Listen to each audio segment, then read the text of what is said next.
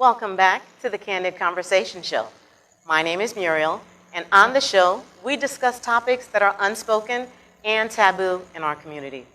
Our guest tonight is attorney Ryan Williams. Ryan will be discussing his journey, and we will also share topics on domestic violence, police brutality, and where he is today with his candidacy. Welcome to Candid Conversations, Ryan. Thank you for having me. No problem. We're going to dive right in. We want to know what it was like growing up in the Williams household. You can tell us a little bit. It was pretty standard. Both my parents were married all the way through. I have one sister who's about a year and a half younger than I am.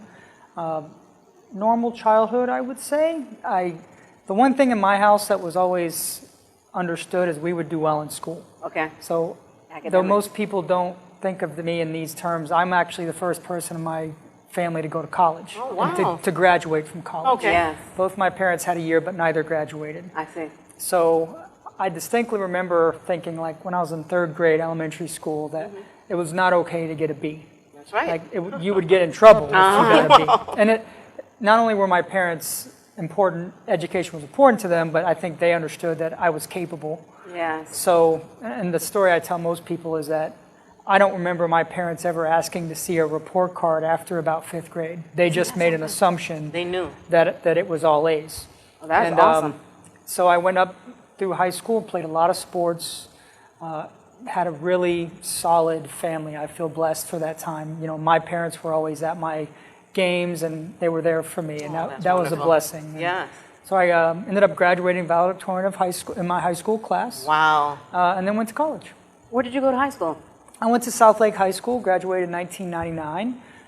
Met my wife when I was in the third grade, so I've known her for a very, very long time. Oh, that's beyond we high started school, dating in sweetheart. high school, yep, and we got married right after I graduated from college. You forgot to say something. You also scored the highest grade point average in the country, right? No, it was in the country's county. history. In the county. County. Oh, Lake county. County Okay. at the time. Okay. Yep. You said at the time. Okay.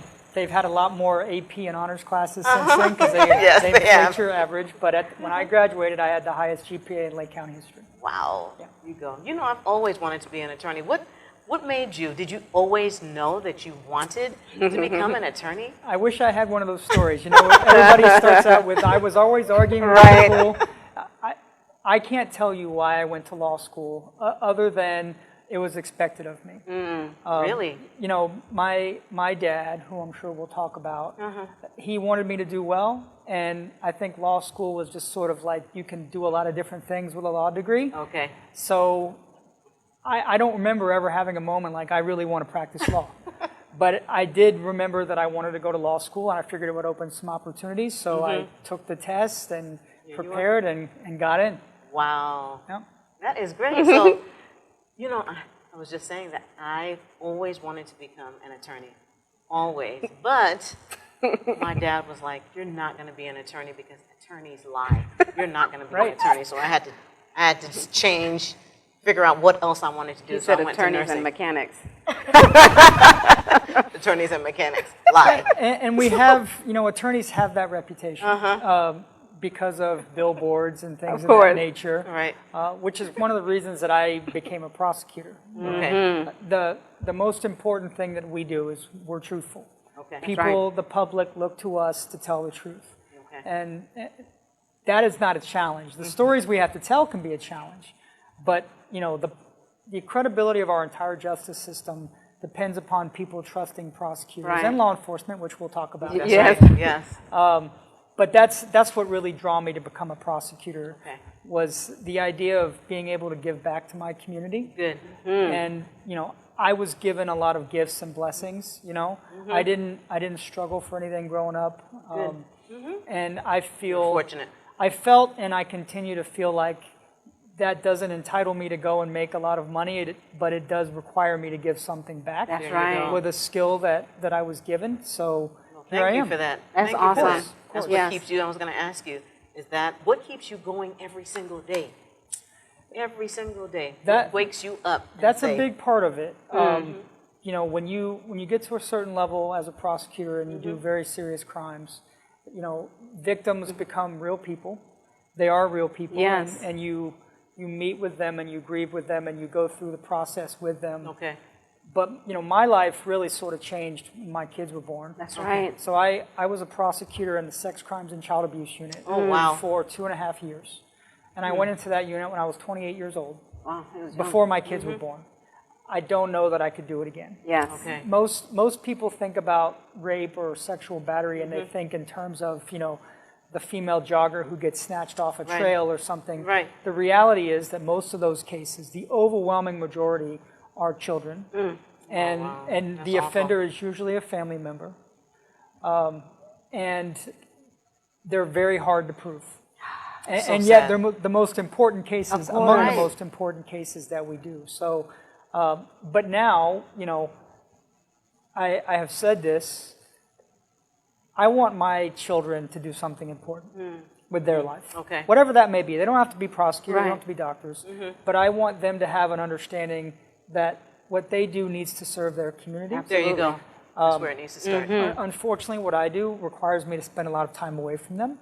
And I do not enjoy that. They're at the beach right now, actually. With, You had to work today. I did.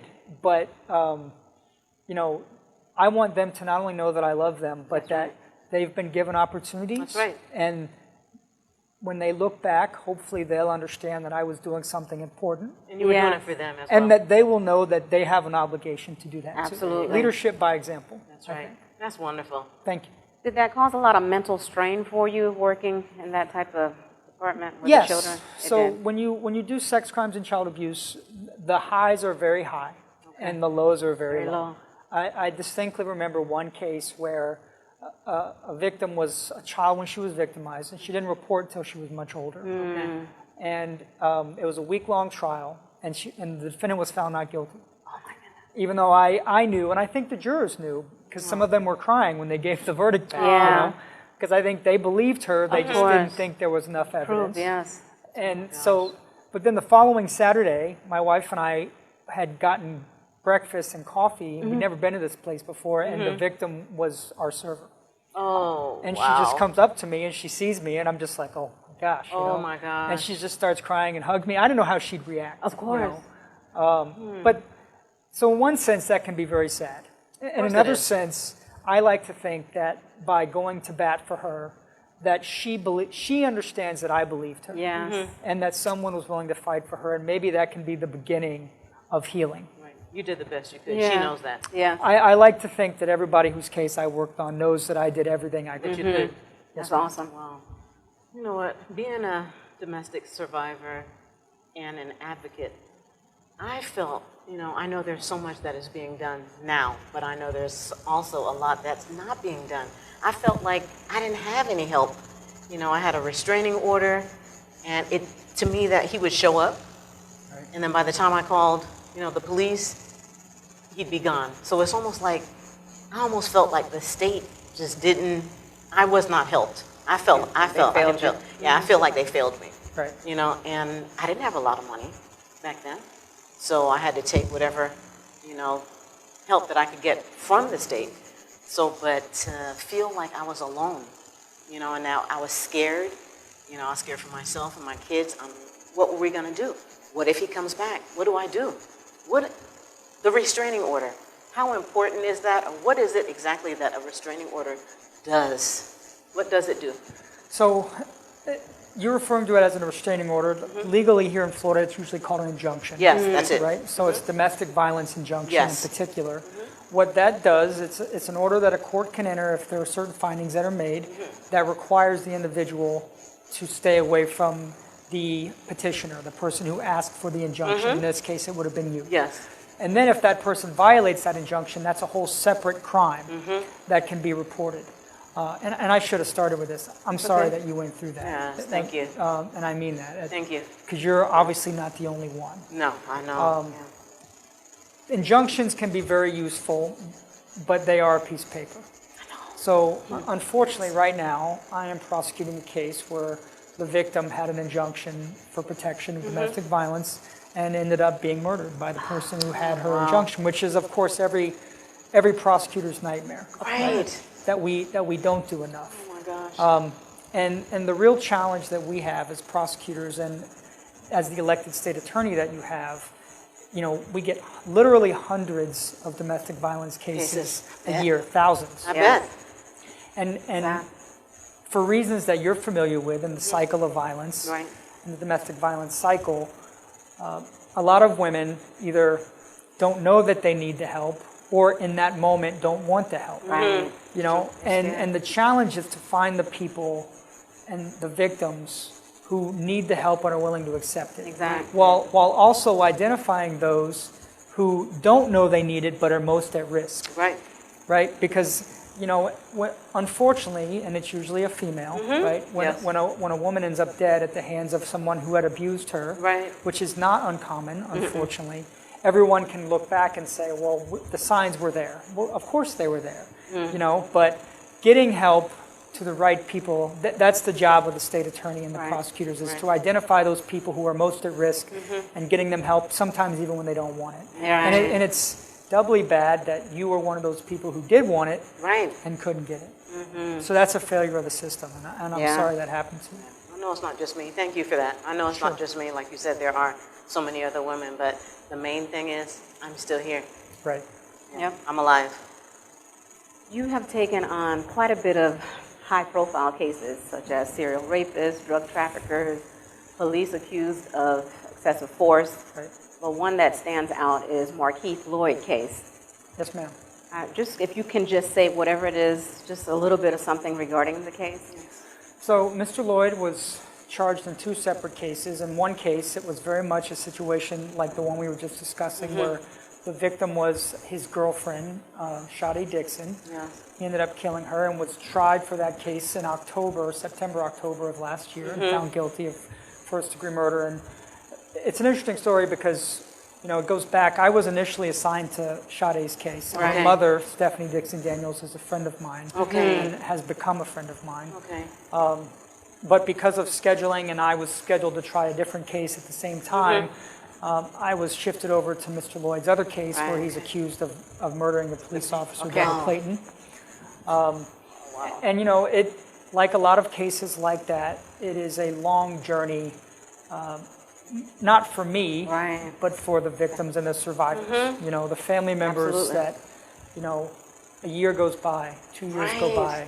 Deborah Clayton was killed over 3 years ago now. My goodness. And we were set for trial in May, and then the virus came. Yes. And has not only turned the world upside down, but our criminal justice system. Of course. Right. So, we do the best we can to make sure the family is aware of what's going on. Yeah. And that eventually, when a trial does come, that justice is done. Yes. Yeah. Hopefully. We want that to take place.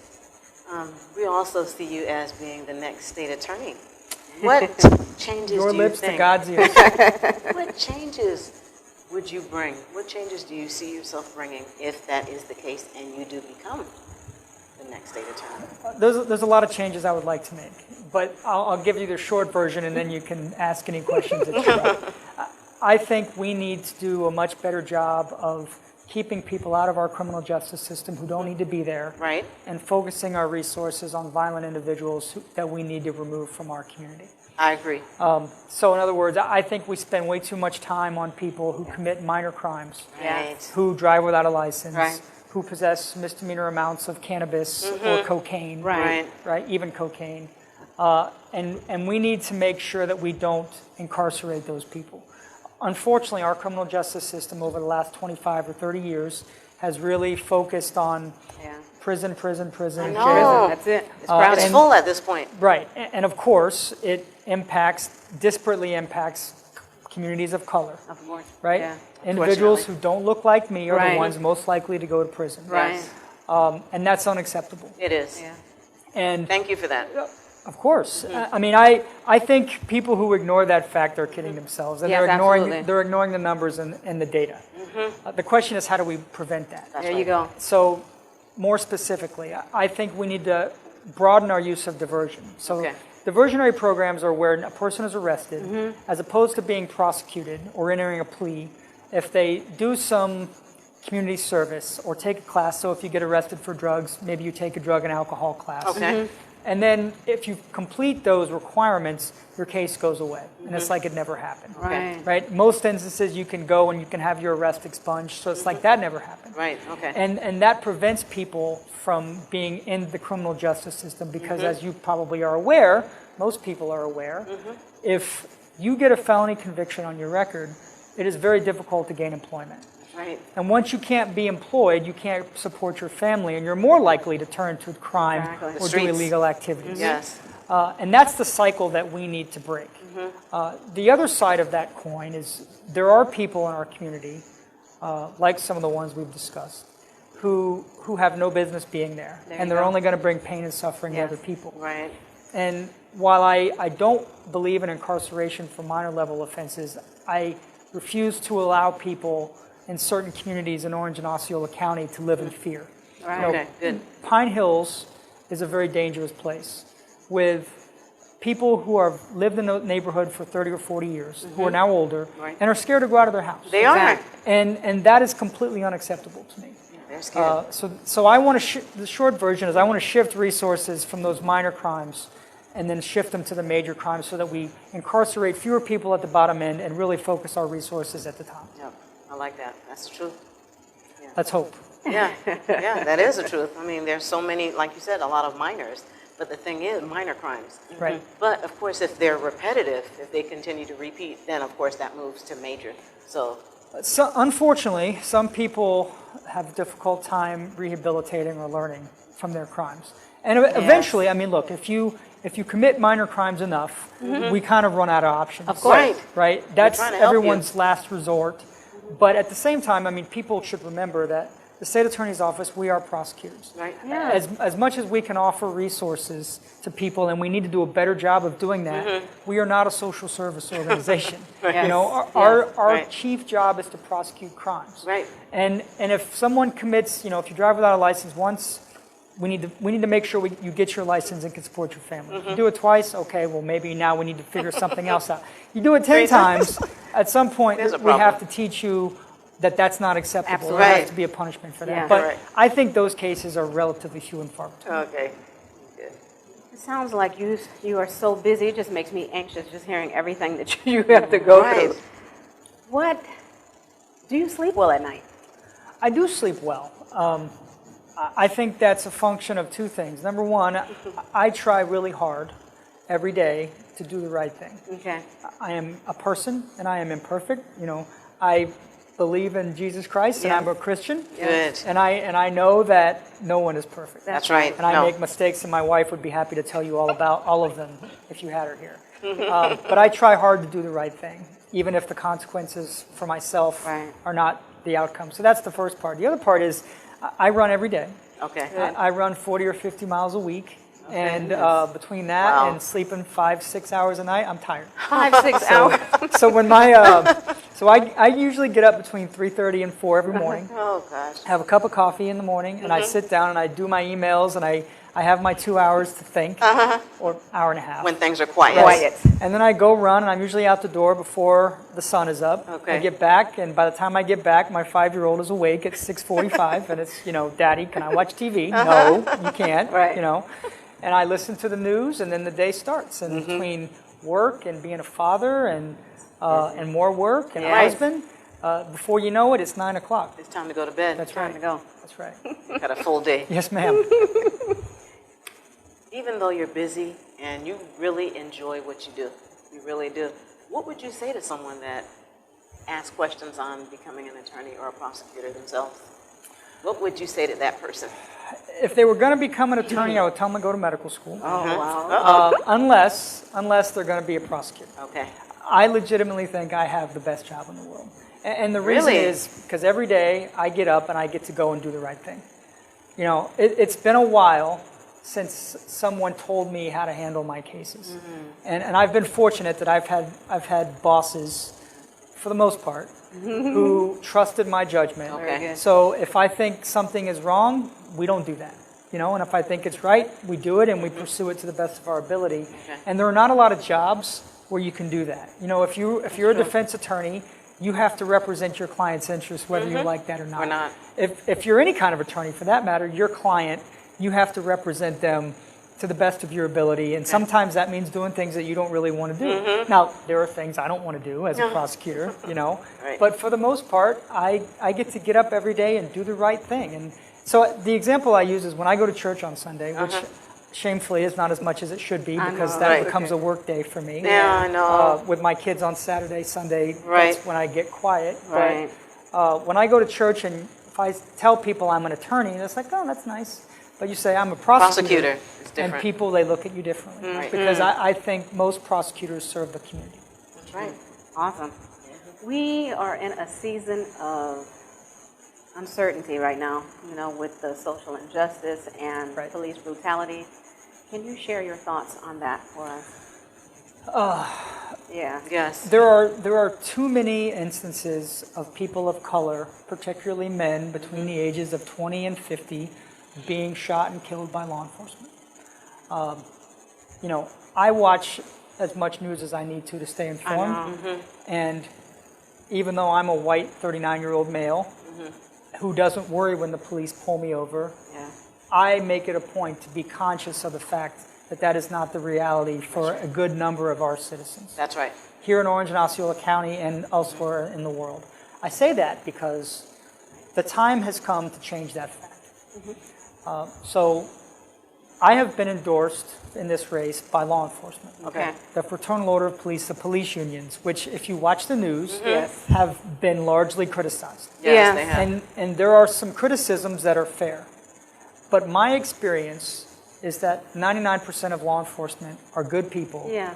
And most of them want bad police punished. So Good. if I were living in a community with people whose skin color was not mine, I would say, that's nice, Mr. Williams, but how can we trust you when law enforcement is supporting you? Absolutely. And the answer is because I have personally prosecuted 3 police officers. Okay.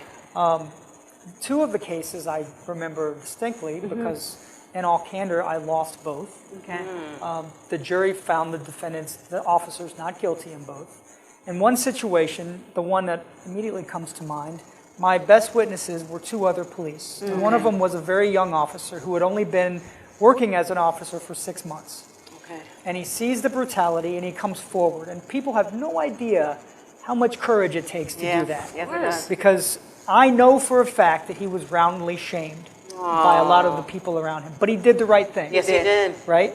So the time has come for systemic change. Yes. And as state attorney, I will bring that systemic change because I recognize the time has come. And I think people can trust me to do that because I've not just talked about it, I've actually done it in the courtroom and made sure that I gave everything I could to bring those officers and make them accountable. Yes, very good. You mentioned a few minutes ago that you go running in the morning. Do you ever feel what any of us feel like when you're running in the neighborhood? Are you looking to see if somebody's following you? Do you feel scared? No, that's an excellent. Ahmed Arbery Yes. was running through a neighborhood 2 miles from his house. Right. And I hate to admit it, Yeah. shamefully, but in the neighborhood that I live in, there are people that would look at that and at least say to themselves, that's weird, Right. right? And that's the reality I don't have to deal with.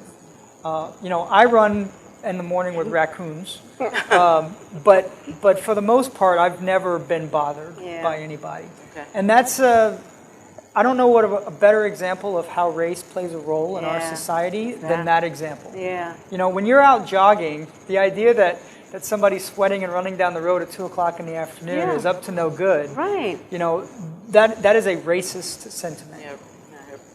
Unfortunate. Hope it never happens to me.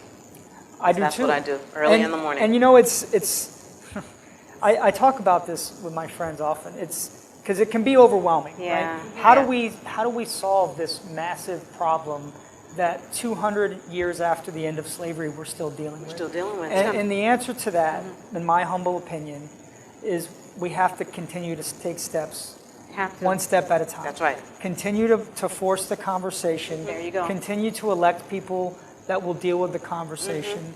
You know, I'm a big believer in credibility. I think if you're gonna be a leader in our community, you have to have credibility. People have to trust you. That's right. That means sometimes they're not going to agree with you. Of course. Right? I'm always very leery of managers or bosses or elected officials that everybody always thinks does the right thing. Because Yeah. if you're not upsetting somebody sometime, Exactly. then you're trying to appease everyone, and that's not a good thing. No, that's not a good thing. But my point is that we need elected officials and leaders in our community, because you don't have to be an elected official to be a leader in the community, Right. as you two know. That's right. We need people with credibility. There you go. Who have walked on both sides of the street, and even if they haven't lived the other person's life, I haven't Right. lived your lives as Right. black females. I do try consciously to think about what it is to be you, and as long as we continue to do that, Right. and elect more people of color and more Yes. people who don't look like me, I'm Right. just being honest. Yes. Those are steps in the right It direction. is, absolutely. That's how we do it, I Yes. think. And we all, Go ahead, sorry. the thing is, we all just need to work together. That's what I it think is. with everything that's been going on, that we have forgotten that it's okay to be friends with someone that's not of the Right. same race That doesn't as look like you. Yeah. Because right now, with everything that's going on, there's so many people that are at each other. We're friends. What are you doing? We're friends. You're letting the world corrupt your mind. We were friends. Right. We were friends. Stop it. We're still friends. Let's all come together, work together, and we'll do this all together. Former President Obama, who I look up to a tremendous amount, Yeah. had a great saying. I don't think it was his, but he used it often. Yeah. And it says, "Don't let the perfect be the enemy of the good." There you go. Right? Yes. And my observation in our country, is that we too often argue about the last 5% of what needs to get done, and ignore the 95% of things that we agree with. Right. Right? And, Yes. in my race, I've been criticized for being supported by law enforcement. Well, as a prosecutor, am I not supposed to get along with law enforcement? Right, You're supposed right. to. I have to hold them accountable. Of course. And I need to make sure that they're doing the right thing. But the idea that prosecutors should be antagonistic towards law enforcement No. doesn't Right. make a lot of sense to me. No, No. it doesn't. I think that view is misguided. I think so too. You're going to get a lot of that. Yeah, unfortunately. Right. What do you like to do for fun? You're always working. What do Other you do than for running. fun? Wow. I like to spend time with my kids. There you go. And I wish I had a less cliche answer, but I'm laughing because I can see my friends in my neighborhood.